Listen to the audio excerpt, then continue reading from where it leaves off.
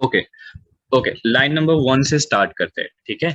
तो Okay. Line number 1 यहाँ पर क्या कर रहा है कि व्हाट इज एक्सप्रेस, वो जानना जरूरी है पहले, ठीक है। तो basically Express is a Node JS web application framework, not not a single framework. मतलब ऐसे हमें अनडिफाइंड, मतलब अनडिफिनेटली बताना नहीं है कि is basically a framework for Node JS, ठीक है।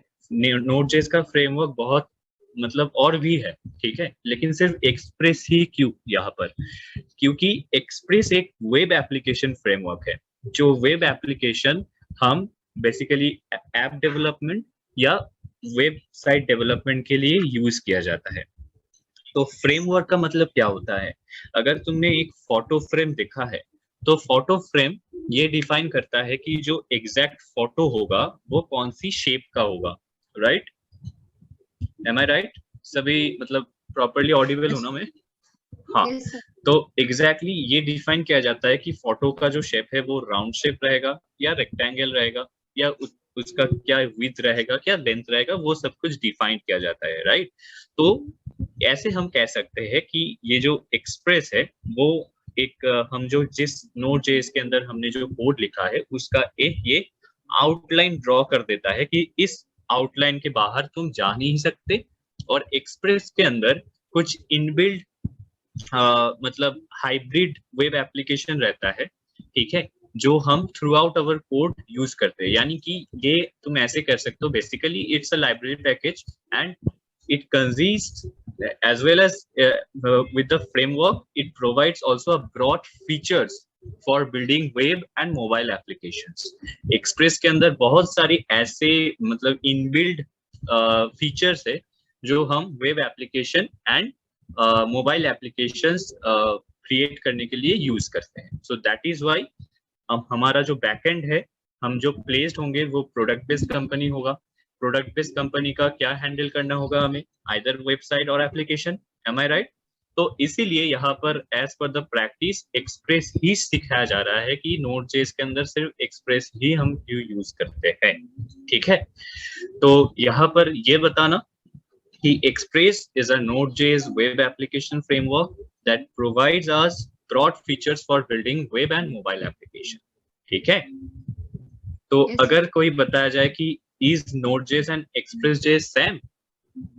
Definitely not, क्योंकि Node.js एक प्लेटफॉर्म है जहां पर हम हमारा जो लॉजिक वगैरह है वो सब लिख रहे हैं, और Express.js Node.js का एक फ्रेमवर्क है जहां पर एक्सप्रेस हमें कुछ भी फीचर्स, इनबिल्ट फीचर्स प्रोवाइड करता है, जिस फीचर की मदद से हम ये जो बॉडी पार्सर, ये जो सब है ना, ये सर यूज कर पाते हैं, ठीक है। अगर हम एक्सप्रेस नहीं लिख देंगे ना, तो ये body parser dot JSON, body parser dot URL encoded, ये सब काम ही नहीं करेगा।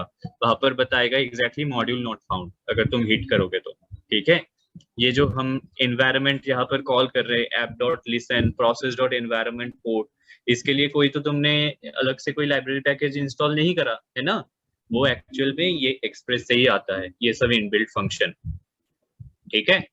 तो अभी आते हैं line number second. Express clear है अभी? Yes, sir. Yes, sir. Okay, तो अभी आते हैं लाइन नंबर 2, बॉडी पार्सर। कि बॉडी पार्सर क्या है? Body parser basically obviously it's a npm library package, but beside that it's also a third party global middleware. और हम यूज क्यों करते हैं इसे? बॉडी पार्सर एक ऐसा library package and third party global middleware है जो कि जो भी हम http रिक्वेस्ट के अंदर जो भी हम बॉडी दे रहे हैं, ठीक है, वो क्या करता है कि जिस फॉर्मेट पे हम बॉडी को भेज रहे हैं, यानी कि जिस फॉर्मेट पे हमने रिक्वेस्ट भेजा है, उसी फॉर्मेट पे उसको पार्स करके रिस्पॉन्स स्ट्रक्चर में भी स्टोर करता है। तो इसीलिए हमने यहाँ पर बॉडी पार्सर डॉट जेसन लिखा है, क्योंकि बॉडी पार्सर सिर्फ ऐसा नहीं कि जेसन फॉर्मेट को ही पार्स कर सकता है। पहले पार्स का मतलब क्या है ये जानना होगा। पार्स का मतलब है कि किसी और फॉर्मेट से किसी दूसरे फॉर्मेट को उसको कन्वर्ट करना, ठीक है। इसको, इस प्रोसेस को हम कहते हैं parsing, okay. And body parser is basically doing what? Body parser ये करता है कि जो भी डेटा हम http रिक्वेस्ट बॉडी में भेज रहा है, मतलब भेज रहे हैं यहाँ पर थ्रू आउट आवर एपीआई या सर्वर, वो पर्टिकुलर डेटा को वहां पर प्रोसेस करता है। एंड बेसिकली बॉडी पार्सर के अंदर 4 टाइप का मिडिलवेयर रहता है पार्सिंग के लिए। सिर्फ एक टेक्स्ट फॉर्मेट का, एक जेसन का, एक यूआरएल एनकोडेड का और एक रॉ डेटा का। ठीक है, रॉ डेटा मतलब अगर टेक्स्ट और जेसन को छोड़कर जो भी हम डेटा अगर दे रहे हैं तो बाकी सब। ठीक है, तो बेसिकली हम इसमें यूज कर रहे हैं जेसन एंड यूआरएल एनकोडेड। ठीक है, अभी पता चल गया कि बॉडी पार्सर डॉट जेसन क्या करता है। Yes sir. हाँ, अभी ये बता देता हूँ कि ऐप डॉट यूज क्यों लिखा है हमने। ऐप डॉट यूज हमने इसलिए लिखा है कि देखो लाइन नंबर 5 में हमने एक्सप्रेस को कॉल किया है। एक्सप्रेस जो हमारा एक्सप्रेस के अंदर जो भी वहां पर इनबिल्ट फंक्शंस है सभी को यहाँ पर कॉल किया है हमने, ये कॉन्स्ट ऐप करके equal to express blank parenthesis. Blank parenthesis इसलिए क्योंकि सभी फंक्शंस को हमने एक साथ कॉल किया है, यानी कि एक्सप्रेस के अंदर जो भी इनबिल्ट पैरामीटर्स है सभी को हमने एक साथ कॉल किया है या एक साथ कॉल करके ऐप के अंदर स्टोर किया है। ओके, तो अभी ये क्या हो रहा है कि जैसे कि मैंने बताया कि कोई भी अगर एग्जैक्ट हमें इनबिल्ट फंक्शन यूज करना है तो उसके अंदर एक बेसिक सिंटैक्स रहता है डॉट करके उसको लिखने का। ओके, तो अभी देखो यहाँ पर हमें जो एक्सप्रेस के अंदर जो बॉडी पार्सर या जेसन मतलब जेसन एक्सेट्रा जो भी वहां पर रहता है, अभी एक्सप्रेस का एक मॉडिफाइड वर्जन लॉन्च हुआ है जिसके अंदर बॉडी पार्सर इनबिल्ट है। तो अभी तुम्हें दोबारा npmi बॉडी पार्सर करके इंस्टॉल नहीं करना होगा अगर तुम एक्सप्रेस को अपडेट करते हो तो। ठीक है, तो अभी ऐप डॉट यूज क्या करता है, ऐप को हम एग्जैक्ट वो कॉन्स्ट ऐप को हम कमेंट दे रहे हैं कि यूज करो, उसके अंदर से जो पर्टिकुलर बॉडी पार्सर नाम का जो एग्जैक्ट इनबिल्ट फंक्शन है या ऑपरेटर है सिर्फ उसको यूज करो। इसलिए हम ऐप डॉट यूज करके वो बॉडी पार्सर डॉट जेसन लिखा है हम। क्लियर? तो अभी लाइन 8 पे जा रहा हूं मैं, नेक्स्ट लाइन पे जा रहा हूँ। ठीक है, तो body parser same app dot use, अभी ये एक्सप्लेन नहीं कर रहा हूँ कि यहाँ पर ऐप डॉट यूज क्यों लिखा है हमने। Body parser dot URL encoded, URL encoded करता क्या है एक्चुअल में देखो कि सभी ने I guess Google drive use किया हुआ है, राइट? गूगल ड्राइव में क्या होता है कि अगर कोई भी फाइल एंड फोल्डर हमें सेव करना होता है गूगल ड्राइव पे, तो वो अपलोड करने के बाद गूगल ड्राइव हमें एक लिंक भी प्रोवाइड करता है जिस लिंक के अंदर वो फाइल एंड फोल्डर रहता है, राइट? ठीक है, गूगल ड्राइव का भी एग्जाम्पल छोड़ दो। मान लो JSON web token, JSON web token तो सभी को पता है कि जेसन वेब टोकन एक यूनिक आईडी जनरेट करता है जिसके अंदर पेलोड सेक्शन भी रहता है, राइट? तो पेलोड सेक्शन के अंदर एज पर the clients requirements we can put anything, right? वो हम यूजर आईडी भी दे सकते हैं, जनरली यूजर आईडी देते हैं, यूजर आईडी भी दे सकते हैं, यूजर का नाम कुछ भी दे सकते हैं, राइट? पेलोड सेक्शन में लोड कर सकते हैं हम। लेकिन एक्चुअल में हमें क्या पता चलता है टोकन को देखकर कि उसके अंदर क्या है, क्या मतलब क्या क्या चीज पेलोड के अंदर है, हमें क्या पता चलता है? नहीं। क्यों? क्योंकि वो जो टोकन है वो एक एनकोडेड फॉर्मेट पे रहता है।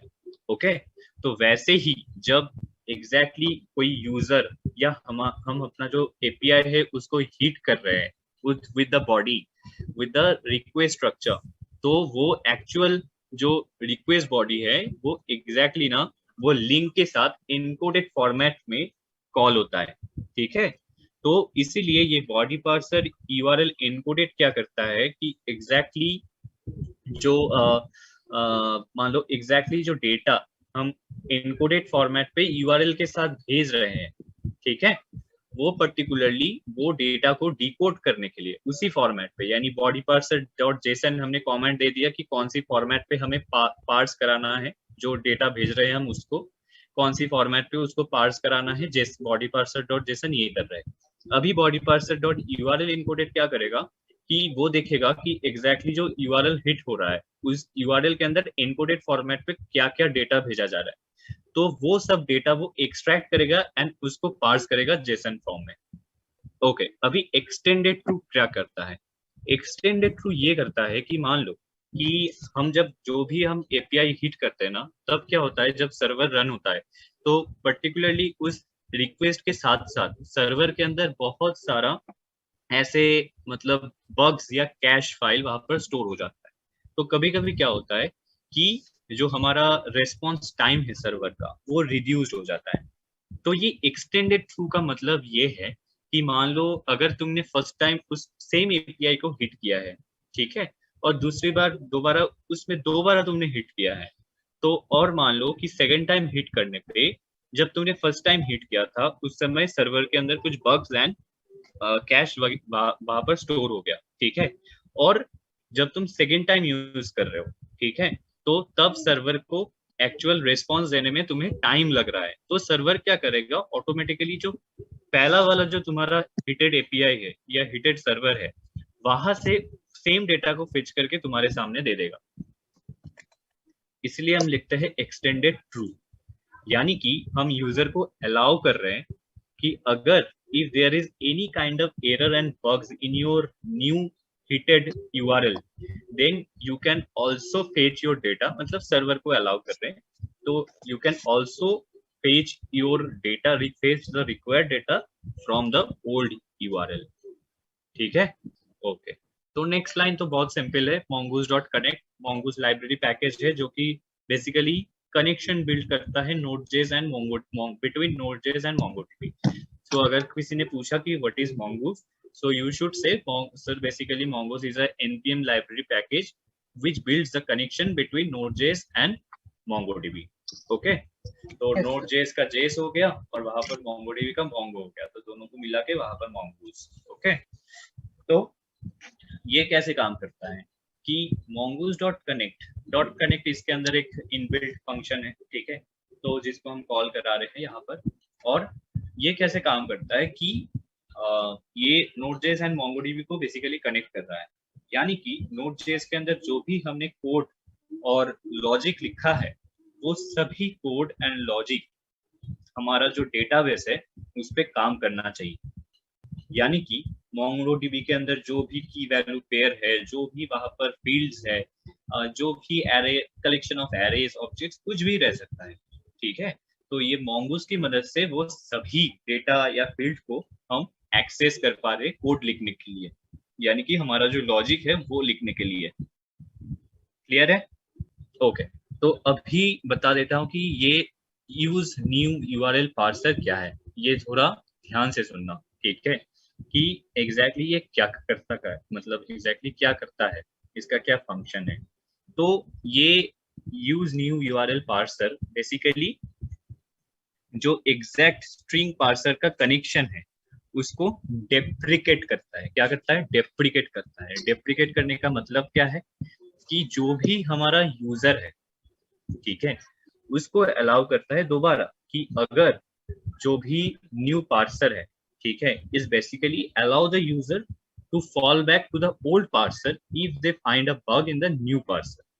यानी कि इसका मतलब ये है कि मान लो कोई भी न्यू पार्सर वहां पर दिया गया है, ठीक है, तो उस न्यू पार्सर के अंदर किसी भी तरीके से कोई भी बग फाइंड आउट कर पा रहा है हमारा सर्वर, तो वो क्या करेगा, यूजर को ऑटोमेटिकली वो सेम जो ओल्ड पार्सर था उसका वहां पर उसको कन्वर्ट कर देगा ऑटोमेटिकली, ठीक है।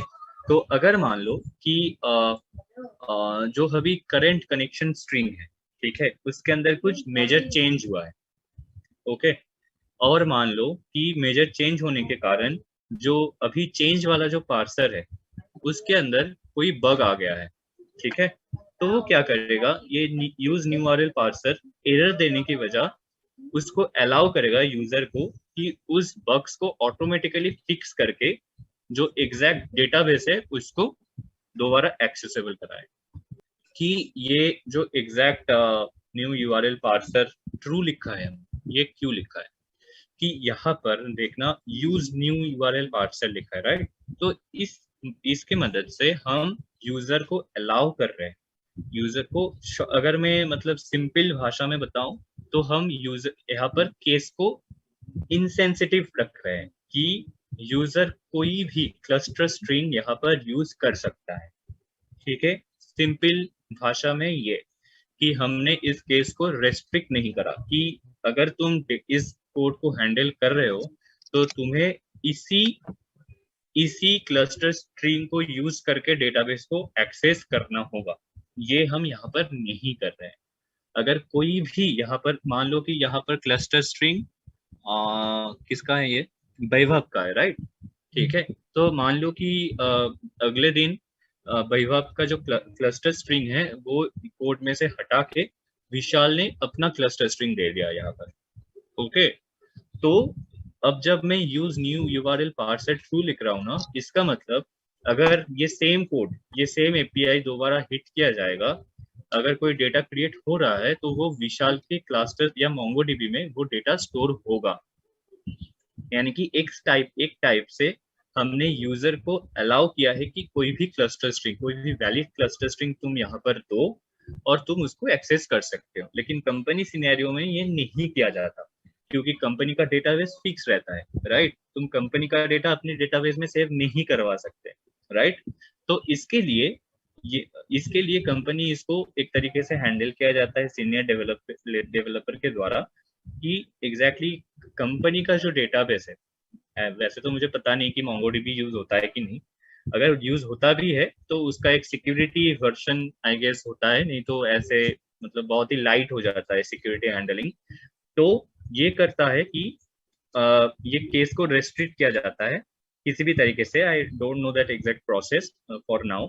सो किसी भी तरीके से इस केस को यहाँ पर हैंडल किया जाता है कि तुम इस स्ट्रिंग को, क्लस्टर स्ट्रिंग को चेंज करके एपीआई हिट ही नहीं कर सकते। जैसे अगर तुमने ये क्लस्टर स्ट्रिंग हटा के अपना क्लस्टर स्ट्रिंग दे के तुमने टर्मिनल में रन करा दिया, तो फिर भी तुम्हें दिखाएगा कि मोंगोडीबी इज कनेक्टेड। यानी कि ये सिर्फ कोई भी क्लस्टर स्ट्रिंग बस चाहता है इस पर्टिकुलर फील्ड में, कोई भी दे दो, अगर मेरा भी दूंगा तो चल जाएगा।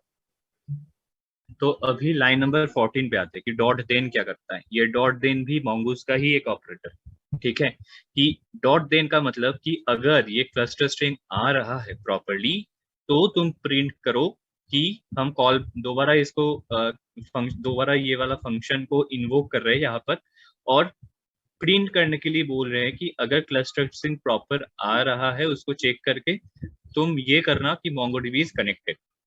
अगर क्लस्टर स्ट्रिंग वैलिड है तो तुम टर्मिनल में प्रिंट कर देना MongoDB इज कनेक्टेड, ठीक है? अगर तुमने यहाँ पर लिखना चाहो कि रॉक एंड रोल MongoDB, तो भी तुम प्रिंट करा सकते हो टर्मिनल में, ठीक है?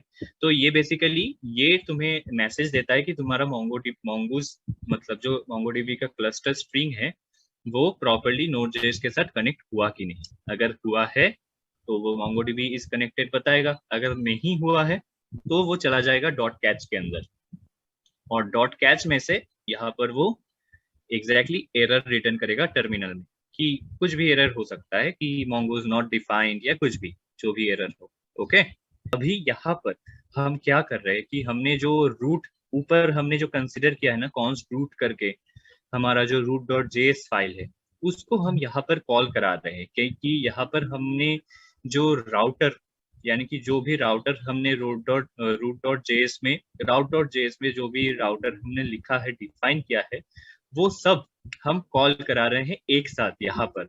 और वो स्लैश का मतलब क्या है? स्लैश का मतलब है हम उसको ग्लोबली यहाँ पर कॉल कर रहे हैं, यानी कि वो केस हमने डेफिनेट नहीं किया है। कंपनी सिनेरियो में उस पर्टिकुलर स्ट्रिंग के अंदर कंपनी का एग्जैक्ट जो स्पेसिफिक राउटर पाथ रहेगा वो यहाँ पर पाथ वहां पर जाएगा। जैसे मान लो कि जब भी हम राउटर को कॉल करते हैं, ठीक है, हम क्या लिखते हैं? लोकल होस्ट 3000 स्लैश, उसके बाद दोबारा हमारा जो एग्जैक्ट नाम है वो सब, राइट? स्लैश देके देके लिखते हैं, है ना? लेकिन एक्चुअल में देखना कि जब भी तुम फेसबुक का कोई भी एपीआई हिट करोगे तो डेफिनेटली उसके अंदर facebook.com करके पहले आएगा, उसके बाद, या गूगल में अगर कोई भी तुमने सर्च किया है क्रोम पे तो देखना वहां पर जब भी तुम कुछ किसी भी चीज सर्च कर रहे हो तो ऐसे आता है कि https डॉट मतलब कोलन स्लैश स्लैश, उसके बाद www.google.com, उसके बाद दोबारा स्लैश, उसके बाद सर्च करके आता है, उसके बाद एक क्वेश्चन मार्क आता है, उसके बाद जो भी हमारा एग्जैक्ट क्वेश्चन है वो क्यू इक्वल टू करके आता है, राइट? तो इसका मतलब यहाँ पर www.google.com ये कंपनी का जो एग्जैक्ट लोकल होस्ट है, यहाँ पर तो हम लोकल होस्ट पे रन करा रहे हैं, यानी कि ग्लोबली रन करा रहे हैं, ठीक है? लेकिन हर एक कंपनी का एक रजिस्टर्ड वेबसाइट रहता है, या रजिस्टर्ड कह सकते हो उसे, क्या डोमेन रहता है, राइट? जिस पर्टिकुलर डोमेन के अंदर ही हम सर्वर को हिट कर सकते हैं, करेक्ट? तो कंपनी सिनेरियो में तुम्हें यहाँ पर इस स्लैश को हटाकर स्ट्रिंग के अंदर वो एग्जैक्ट डोमेन नेम डालना होगा।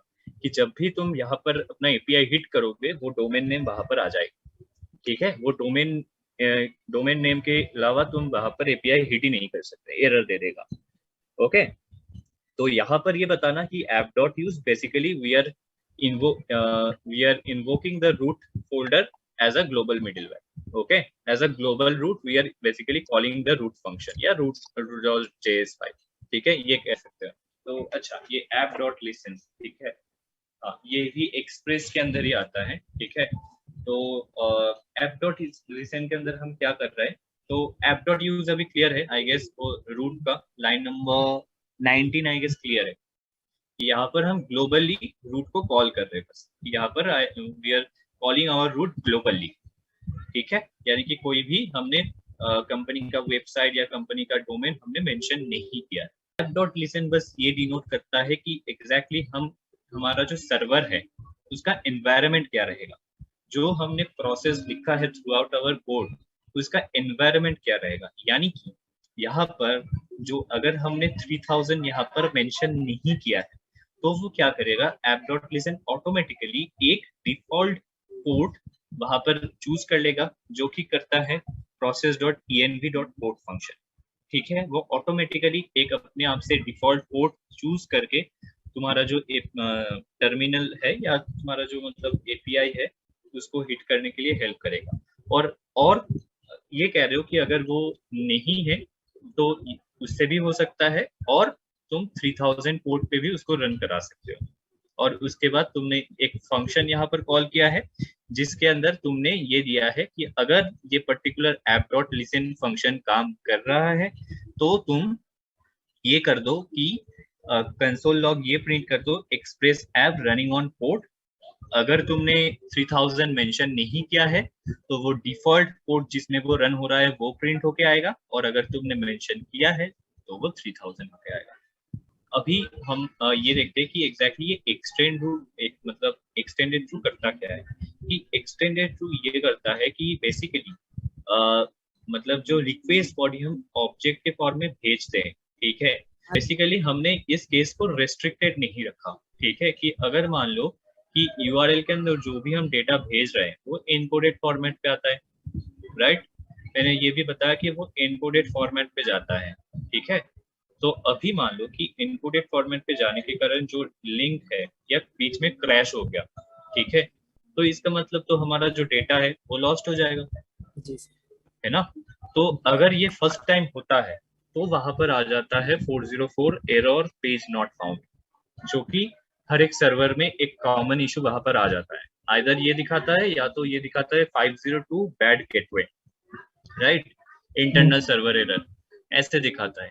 तो इस केस में ये कर रहा है कि अगर मान लो जो तुम डेटा फेच कर रहे हो या जिस डेटा तुम्हें चाहिए, जो डेटा जिसके लिए तुमने बैकएंड को हिट किया है, ठीक है, बैकएंड जिसके लिए कॉल हो रहा है वो अगर पहले आ चुका है एक बार जस्ट बिफोर द टाइम अगर आ चुका है, ठीक है, तो वो एक्सटेंडेड थ्रू क्या करेगा कि अगर बीच में किसी भी तरीके से कोई भी बग्स आ गया या एरर आ गया उस पर्टिकुलर एपीआई या सर्वर में, ठीक है, या सर्वर क्रैश हो गया, तो वो क्या करेगा कि ये इतना ही स्मार्ट है, वो क्या करेगा कि जो पिछले वाला डेटा है वो ही तुम्हें बार बार दिखाएगा, कि पेज रिफ्रेश होने के बाद भी वही डेटा तुम्हारे सामने बार बार आएगा, क्योंकि बाकी का जो अभी प्रोसेसिंग चल रहा है वो रिस्पॉन्स नहीं कर पा रहा है सर्वर प्रॉपर्ली, ठीक है। तो ये एग्जैक्टली ये करता है कि अगर तुमने एक बार उस एनकोडेड फॉर्मेट को डिकोडेड फॉर्मेट पे आपने मतलब सामने स्क्रीन के सामने विजिबल करा दिया, ठीक है, और बाद में दोबारा उसको तुम देखना चाह रहे हो just after fraction of seconds दोबारा तुमने हिट कर दिया, तो अगर उस बीच में सर्वर क्रैश भी हो गया तो तुम्हें दोबारा वही डेटा दोबारा दिख जाएगा, क्योंकि वो एग्जैक्टली क्या करता है कि जो एनकोडेड फॉर्मेट पे आया है उसको ही दोबारा तुम्हारे सामने डिकोड करके दिखा देता है। ये करता है एग्जैक्टली ये चीज, ठीक है।